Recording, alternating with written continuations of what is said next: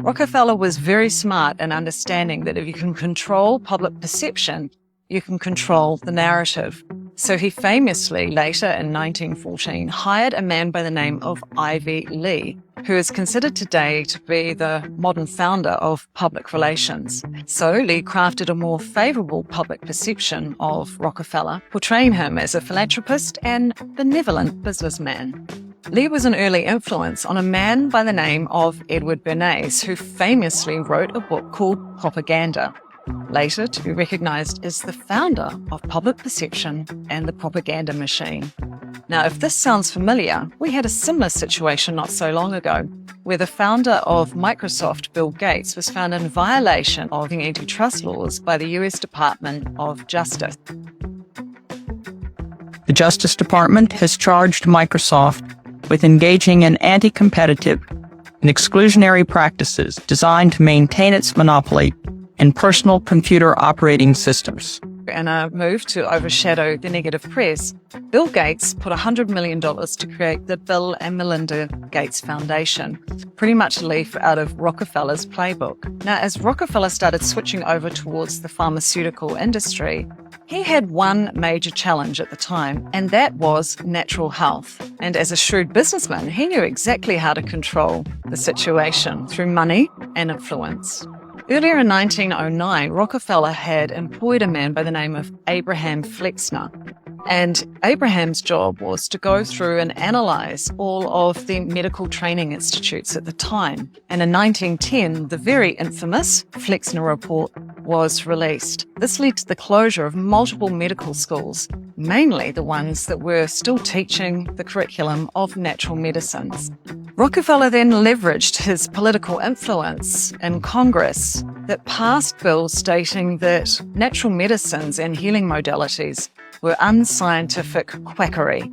Rockefeller organized propagandists to invert reality, to sway people away from the use of natural medicines towards allopathic medicines. It was established that allopathic medicine would focus solely on the use of synthetic substances, vaccines, and surgeries, and this was the foundation of Western medicine today. Medicines that had been used for thousands of years were all of a sudden seen as alternative, while the use of petroleum-based, highly addictive and patentable drugs were declared the gold standard.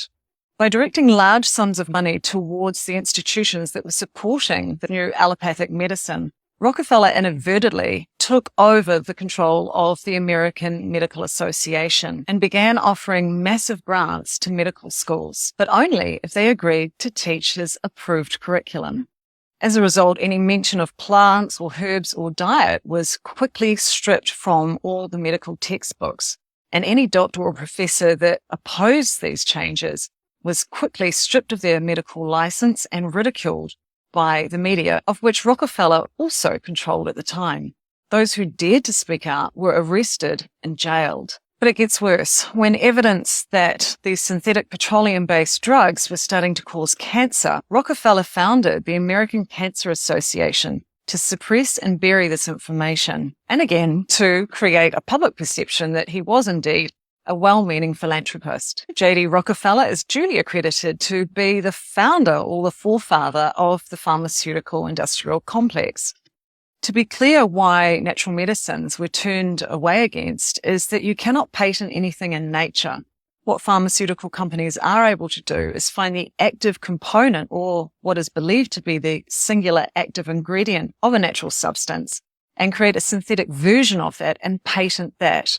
Any kind of patent in the drug world gives a drug company a 10-year lead before any other companies can create a generic version of those drugs. In other words, there's no way of making huge sums of money or billions of dollars out of anything in nature. This is why medical doctors today really still believe that alternative medicine or diets are seen as quackery. Now, this narrative is not indicative of all medical doctors. I really believe that a lot of doctors go in because they want to genuinely help. However, they know all too well the silencing and the control that they have within this whole medical system, which has never changed. They're under the stranglehold of the single biggest, most powerful lobbying group in Washington today. Every year, Big Pharma spends significant sums of money in lobbying to have laws passed and policies changed, and also advertising public perception campaigns that support their agendas, all thanks to the architect of monopolies, J.D. Rockefeller. Today, no industry has more power than Big Pharma.